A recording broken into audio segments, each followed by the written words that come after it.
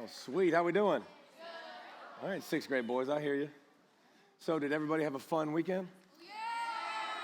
So who was happy? Okay. Was anybody sad? The Alabama fan? That's fine. And listen, you've had a lot of really good days, okay? It's okay to share with your friends that are here, okay? It's all right to share. It's definitely going to be okay. All right, well, my name is David Pollack. I teach the sixth grade kids every week in a small group. And I grew up here in Georgia. I actually went to the University of Georgia, so Georgia fan. Played football there, so I was really excited. I was at the game the other day, and I was pretty jacked up, just getting my voice back, actually, from the game, yelling a little bit too much, probably. But I grew up in Snellville, Georgia, right down the road, okay? And we're doing this series on counterfeit, and the big talking point is real faith grows with other people, okay? Real faith grows with other people. So I grew up in Snellville. I never went to church one day in my life until I was a senior in high school, okay? I didn't know a single thing about Matthew, Mark, and Luke, and John, the Gospels. Never heard anything about church, didn't know really anything about church, okay? And my senior year of high school, now listen, I was still a good kid. Like I still, just to give you a little bit about me, I was like so super energetic, got in trouble because I was so energetic. I was the immature one that walked down the halls and would like, push people. And I was really, really popular and cool. So, I mean, that was, that's kind of a big deal. We didn't have social media, but I was really popular and cool. Take a lot of pride in being popular and cool in high school. I haven't talked to a person in high school in 20 years, I don't think. So take a lot of pride in that. Obviously, sarcasm. So here's what happened with me. My senior year, going into my senior year, I had a teacher named Mark Watson, and he was my physics teacher. And I was the kid that had a lot of energy and tended to say things to get in trouble and draw attention. And I had Mark Watson, and he had a Jesus fish sticker on his computer, and he played praise and worship music. And I was like, I know this kind. He's a Jesus freak. Like I know that type. I've seen that type. I kind of know what they're about. They're really cool, but I bet you I can still get underneath the skin and tick him off. And I couldn't. I would make stupid comments like I always did, and I couldn't tick him off, and I couldn't frustrate him. And he was always so calm and so cool. And I was like, what the heck's wrong with this dude? And started talking more to him. And then I had an English teacher, and we had to do outside reading. Have y'all had to do outside reading yet? School, right? Y'all have to do summer reading, don't you? Okay, so outside reading, we had to pick 200 pages of a book, and we had to read it, and then we met with our teacher, and we meet with one of our teachers, and mine was my English teacher. I meet with my English teacher. Well, I chose to do the Bible, okay? Knew nothing about the Word of God, nothing about the Bible. And I was like, you know what, I'm going to do this, and I'm going to meet with my English teacher. And my English teacher and do it. My English teacher was like, nah, bro, I don't know anything about that. Like, I don't know about the Bible. I can't sit down with you and meet and make sure you read something unless I actually read it. So she was like, all right, so you're going to have to find somebody else. We'll find somebody at the school. So we found Mark Watson, my physics teacher, and sat down. So he was the guy that I ended up sitting down with, and Mark taught me. He was like, hey, start with the gospel. Start with Matthew, Mark, Luke, and John. And I was blown away. Imagine a senior in high school, never really heard this before. You guys are so fortunate, you guys that come every week, you get to hear this every single week. Like, it's such a blessing. It's something that I didn't have. So I didn't have the opportunity to hear about, like, making really good friends and what that meant and holding me accountable. Well, so needless to say, I'm reading my Bible, and I get saved. Get led to Christ, read my Bible, and then I was like, you know what I'm going to do? I'm going to change, right? That's the first thing I'm going to do. I'm different. Like, I'm going to go tell all of my buddies, and I'm going to tell everybody I'm with, like, yeah, you're wrong. Stop doing that crap. Like, I had a really bad potty mouth, like Mama P, my mama. She didn't know many words besides the words you hear at football games, the inappropriate words that you hear in the hallway. She didn't have many words that she used with us besides those. And so I had learned those words really well, and I knew how to use them in school really well. So I was, y'all ever heard of lunch aid? Do y'all have lunch aid? Brad, do they have lunch aid now? Dude, this is the most amazing class ever. This also led to my obesity too, which is not good. Okay, so this class is, you're a lunch aide. I went to Shiloh High School. So you have all 4 lunches. Like how awesome is that? Like that is ridiculous. You got all 4 lunches. At Shiloh, there was a lot of fights, so my job was to break up fights. So literally, I got a chocolate chip witch every lunch. That's why I got the 292 pounds. I was eating everybody's lunch, taking care of everybody's lunch. But anyways, I was with my buddies and I was with my friends, and they started to swear. And I was like, what are you doing? Y'all can't swear, don't do that. I was like, y'all don't use that language. They're like, whoa, what's up with you? And I was like, nah, I went to church and I got saved, and you don't need to use that kind of language. And then the next thing I know, something happens and I'm like, beep. And I was like, oh crap. Like I didn't even think about it, but I still had it in me and I still said it. Like just because we became Christians, right? Like it doesn't change right away, right? It didn't all of a sudden go away. That I didn't want to use bad language. I wanted to fix that language stuff, but it didn't go away right away. And so one of the things I learned, and one of the things as I started to go from that point on in my life, I was like, how do I find the right people to do life with? I think that's one of the most important things all you guys are deciding right now. Literally. Like, have y'all heard you are the average of the 5 people you spend the most time with? Have y'all heard that? Okay, how many of y'all's mama's been, how many of y'all's, You are what you hang with. How many of y'all's mama has said that? Daddies have said that. Is that annoying? Do you believe it? You do believe it. You believe that's true? Okay. Why? Why is that true?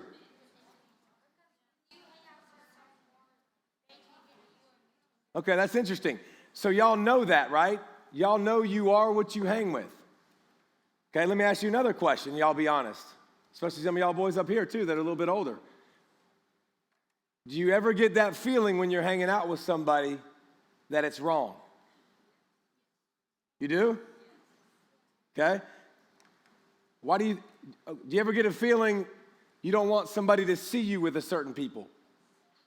You ever get a feeling, I don't want my mom and dad to know where I'm at right now? You ever got that feeling? So, if you get that feeling, what do you think that means? Do you think you should be there? No. But do we listen to that feeling?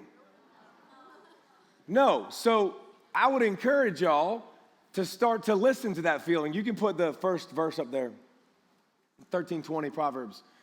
I would encourage y'all to listen to that feeling when you're making friends. I would encourage you to listen to that feeling when people are saying that to you. So walk with the wise and become wise. For a company or a companion of fools suffer harm. Okay? You become wise when you hang out with people that are wise. How many of y'all hang out with people and you go, man, something's different about that person? Y'all have experienced that? Like so much positiveness or like goodness or like I can just feel like they just feel really awesome. I feel better when I feel that. Like it's contagious, isn't it? I think it's absolutely contagious. And I've found out through my life, and here's the thing.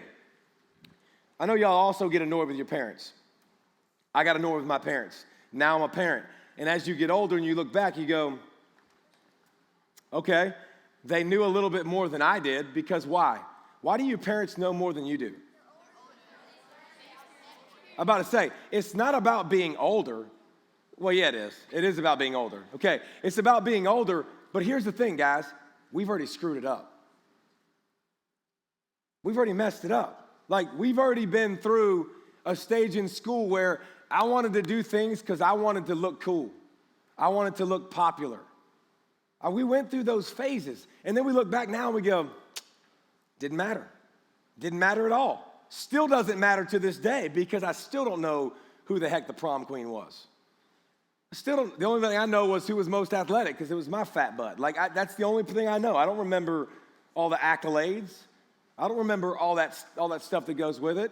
You know what we didn't have, which was cool, that I can look back now? We didn't have social media. You can put my social media up there. I want to ask you this question. Oh, y'all with your cute phones. your fancy phones. Counterfeits are saying, right? We're talking about counterfeit this series. Is social media real or is it counterfeit? Hold on a second. Does anybody think it's real? It's both? Okay, why? How?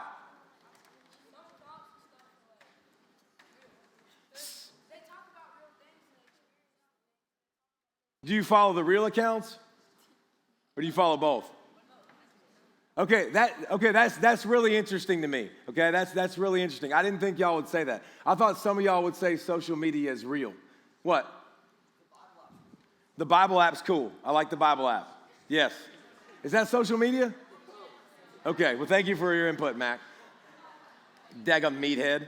All right, so, hey, if social media is not real, why are y'all on it? Okay? That's the answer I expected. To get my inspirational messages from God. Oh yeah, that's why. That's exactly why. Okay, so, all right, so real quick, what kind of feelings do we get, you think, okay, nobody's lives on there is real because nobody's going on there going, my day sucked, like this was awful, this is terrible, like y'all can't believe what happened to me, like actual bad stuff, somebody gave me a swirly. Do y'all know what swirlies are? Yeah. Okay, sweet. I knew KJ and the boys would. I didn't know if the girls would know what swirly. Somebody gave me a swirly. Does anybody ever go on there and be like, man, I'm a loser, I'm unpopular? Does anybody do that? No. No, they don't. You said people do, but nobody does that. All right, so if this isn't real, my question would be, why are we on it? I get it, okay. It's addicting. Here's the thing. Here's what I want to encourage. Y'all listen, please. Y'all listen up. Here's what I want y'all to encourage y'all to do. I bet, and I've said this to my small group before, I can go on your social media, and I encourage you all to do this tonight when you leave. I bet I can go on your social media, and I can look at your last 5 posts, and I know everything I need to know about you. I bet I can look at your last 5 posts and go, they're on here for themselves. They're on here to look popular. They're on here to look a certain way, to look cool, love the way to show off their outfits. Like, I can tell exactly what you're on there for. You can absolutely use social media for good. You 100% can. But I wonder how many people actually do it. Because if y'all are following somebody, are you looking at your last 5 posts, by the way? Yeah, how you doing? How's our score? Solid? No? Okay, all right. Hey, one other thing I encourage you with social media. If you're gonna be on it and you're gonna follow people, if you follow people that make you feel negative emotions or don't like what you look at, why do you follow it? Don't follow it. Don't follow the negative stuff. If it makes you feel bad or makes you feel some kind of way, don't follow it. Like, get rid of it. Don't add things to your life you don't need. How much time do I got, Colton? What time I got to be done? 35. Dang, that's fast. All right. So, the point of all, well, first of all, here's another thing I got for you, the bracelet. So, I used to wear a big cross when I was in college. It was enormous. It was the size of Addison. Like, it was a really big, I know Addison's not real big, but it was the size of Addison. It was like that big. And so Walker Hayes was my buddy. I got him to do a video before we did this. I don't know if y'all saw it on social media. I got him to do a video, but he asked this question. He said his buddy Craig, have y'all heard the song Be a Craig? It's a real song that he wrote about his buddy Craig that influenced him and changed his life. It's a cool song. So he said, is this real? And so I changed it to this. Is this decoration? Or he said, no, he said, is this decoration or is it real? So y'all got these. You got your crosses. Yeah, I see them. Y'all hold them up. I see the bands. Hey, is it decoration or is it real? No, I'm not. You don't have to yell it out. I'm just saying, is it decoration or is it real? You got a chance to do that. Here's the thing. If you want to get to a point where it is real more and more, because we're all going to have moments where we stink, right? And we mess up. If you want to get to a point where it's real, I would hang out with people that has real faith. How do you know if somebody's in your life for the right reason? Like, how do you know that? How do you know if a friend is counterfeit? Have you ever thought about that? Like, how do you know what that is? Do your friends cheer for you? Like, do your friends want you to succeed? Do your friends say positive things to you? Like, Colton told me earlier, I thought it was awesome. Colton said earlier, he was talking about earlier when they were in high school and stuff, and they would film, and you'd see all these fights that get posted. And it's crazy, like friends posting their friends' fights, and they're recording it. Like, your friend's fighting, and you're recording it. Like, that's what you think about your friend? He's about to get in trouble, but like, I don't know. When my friends scrap, like, first thing I'm gonna try to do is break it up. Next thing I'm gonna do is defend my friend, which might get me in trouble too. But we have to understand, if you really want to be a great follower, if you want your faith to be really real, you have to follow people. You have to have friends with people that are real faith. I can tell you, I had friends when I was in elementary school, in middle school, in high school. And as you get older, man, you're so different in the way you pick your friends. You're so different. Are they adding value to your life? Are they positive? Do they always cheer for you to succeed? Are they negative? Are they trying to pull you down? Are they trying to make fun of you all the time? They make you feel excluded? Like, is that real friends? Is that really what it looks like? Last thing, and I'll finish. Mac Bryce said this to me several years ago. So when I got to Georgia, one of the things, actually you can do the Proverbs 27:17 too. So when I got to Georgia, I told y'all I got saved my senior year of high school. I got to Georgia, and our football team had a team chaplain. His name was Kevin Hines. He was awesome. And Kevin would get with us and we'd memorize verses. And as iron sharpens iron, so one person sharpens another. So when you sharpen iron, obviously you keep doing this and it keeps getting sharper and sharper. Like Kevin Hines was teaching me by memorizing scripture, like I got to find people in my life that did that. And what did I do at Georgia? When I went to Georgia, I had all these football players in my life. Everybody was in my life for different reasons. But I found a couple of guys with David Green and Russ Tanner and a couple of these guys that, like, they took pride in who I was and pride in me being successful.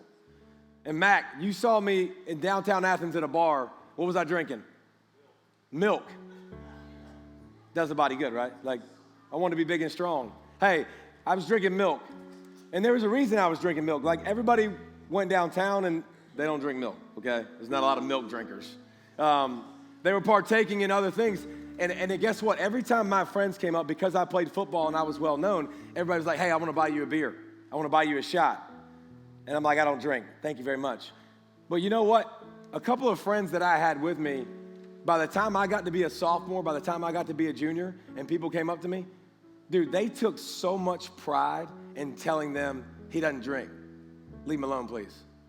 Like, because they knew what I wanted. They knew where I wanted to get. They knew what was important to me. They knew this was real.